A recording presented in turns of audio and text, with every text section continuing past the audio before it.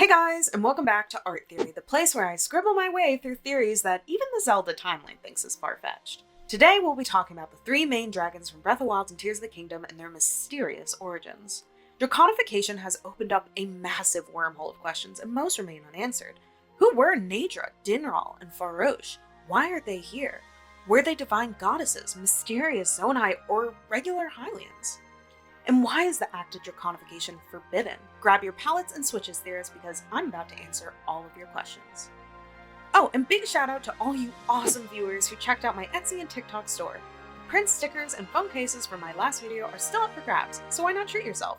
Thanks so much for your support. Now, let's dive in. Let's start by delving into the basics of these characters. If these three guardians didn't start out as dragons, what were their original races and genders? Fortunately, or unfortunately for some, in Tears of the Kingdom, we witness two different characters transforming into ferocious long reptiles, which provides us with valuable insights. When it comes to their races, Zelda's Hylian form undergoes a significant transformation, featuring medium-sized ears, a fuzzy texture, and unique eyes. Meanwhile, Ganondorf's Gerudo form takes on a very different look with multiple horns, nearly absent ears, a stout and spiky snout, and scales with a hint of feathers. These original guardian dragons don't resemble the light dragon or the demon dragon at all. Since these dragons don't match the characteristics of Hylian or Gerudo transformation, could they possibly be of Zonai origin? The original dragons have unique features like bulbous snouts, scales, and piercing eyes that closely resemble the Zonai.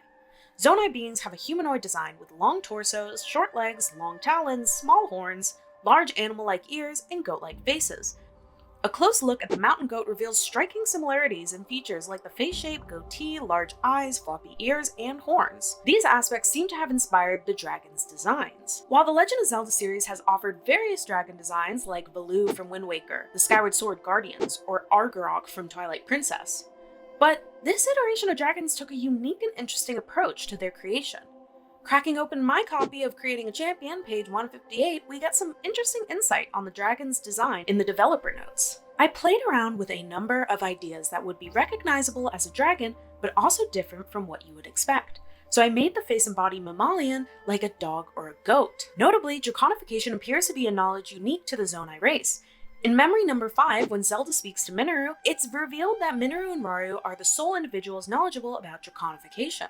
They even mention that it's a forbidden act, suggesting that it might have occurred within their culture before. In contrast, Zelda, a Hylian, is unfamiliar with such a concept, despite her extensive knowledge of Hyrule and its inhabitants. Not to mention, the method of transforming into a dragon involves swallowing a secret stone, which is of Zonai origin. For all these reasons, we'll be giving our three characters a Zonai silhouette. Now, let's move on to the genders. These Zonai individuals were most certainly female. Fortunately, Tears of the Kingdom provides us with clear insights into the genders of these dragons. In the world of Hylians, males are typically taller and heavier than their female counterparts, with the notable exception of Ling, who may still have a growth spurt on the horizon. The light dragon, a character we know to be female, and all three guardian dragons are all approximately the same size. This holds true even though they represent different races. In stark contrast, the demon dragon, originally a large Gerudo male, is considerably larger than the light dragon.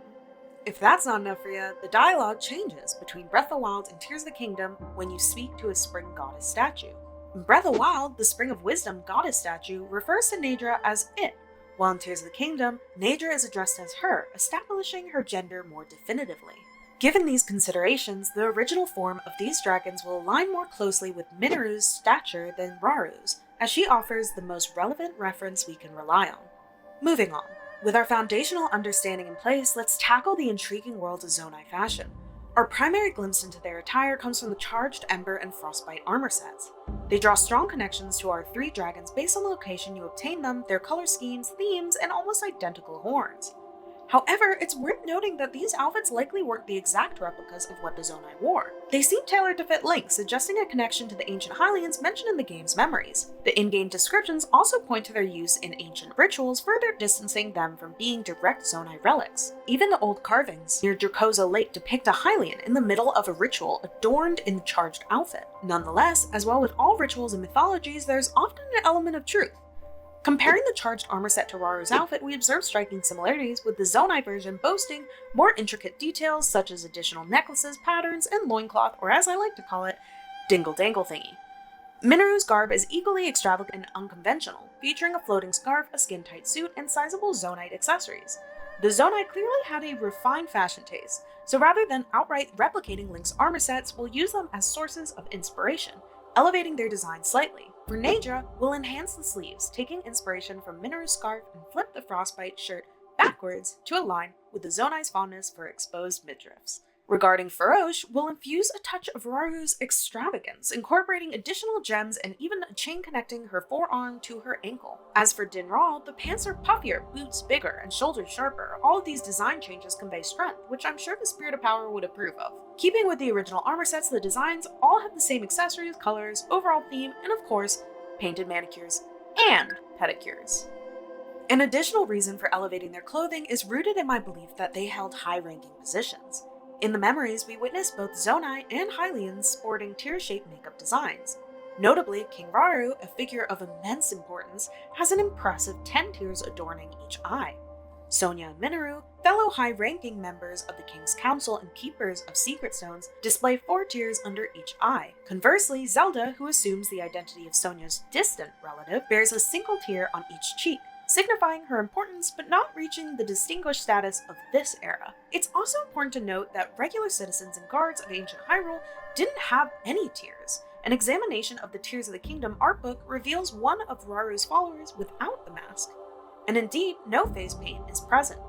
Notably, the Frostbite, Charged, and Ember armor sets all incorporate 3 tears painted beneath each eye. This leads me to believe that their wearers held significant positions worthy of distinction in Secret Stone guardianship, though not necessarily at the level of a king, queen, or deity. Transitioning to the discussion of hairstyles, it's noticeable that the Guardian Dragon's manes bear striking resemblance to Raru's long, unstyled hair. However, in the process of Draconification, it seems that only hair color and texture are retained. Beards also make the journey, confirming the absence of any lovely bearded ladies. Hair length and specific styles, however, don't carry over. A prime example is Zelda's short, straight golden hair and the Demon King's long, unruly fire-red locks. Even when we resize their dragon forms to be similar in length and size, their manes still end at approximately the same point. Zelda also has a small braided crown atop her head, which she didn't keep in her conversion. As the game lacks direct references for this aspect, we must turn to other sources within the series. The Wind Waker showcases statues of the goddesses, akin to the Hylia statues in Breath of the Wild and Tears of the Kingdom. These goddesses exhibit varying hair lengths and styles, serving as inspiration. Additionally, I drew from the prophets Faror, Nehru, and Din from the Oracle games, as they sported styles similar to those seen in our Wind Waker statues. From the dragons themselves, I retained the common white Zonai hair with elemental highlights and styled the updos using Raru's distinctive yet somewhat impractical gold hair ties. Shifting our focus to the eyes, once again, our main references, Zelda and Ganon, play a crucial role in unveiling the secrets of our theory. Thanks for taking the bullets for us, guys.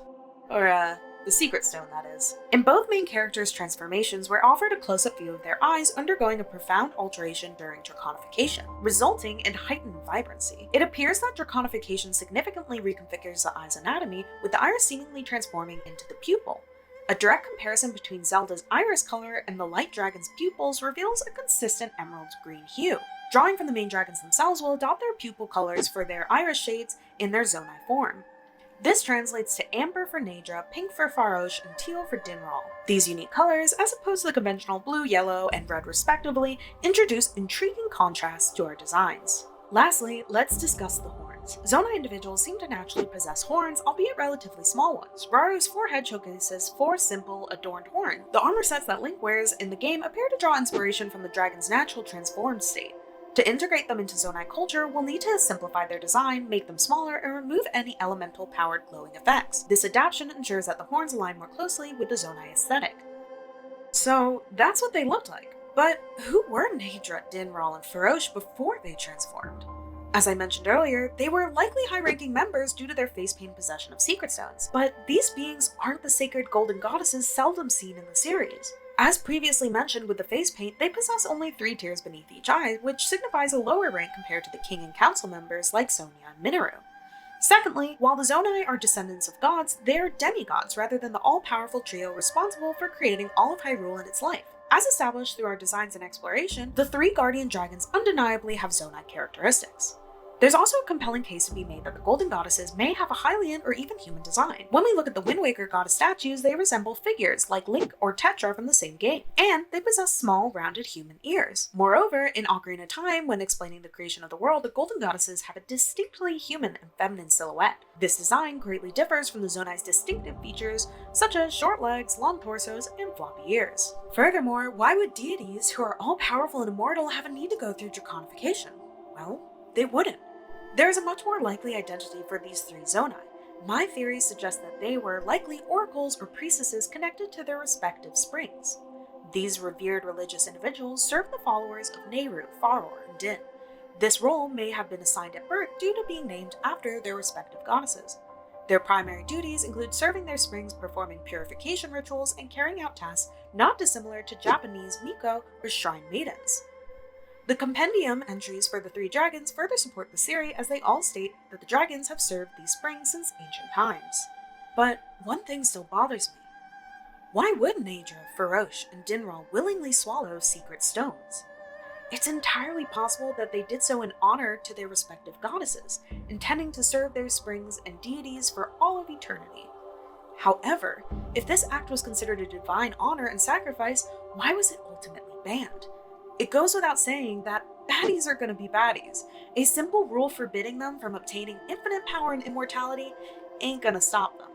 So, if the rules are just for those who serve Hyrule for good, then was it just for their own sake?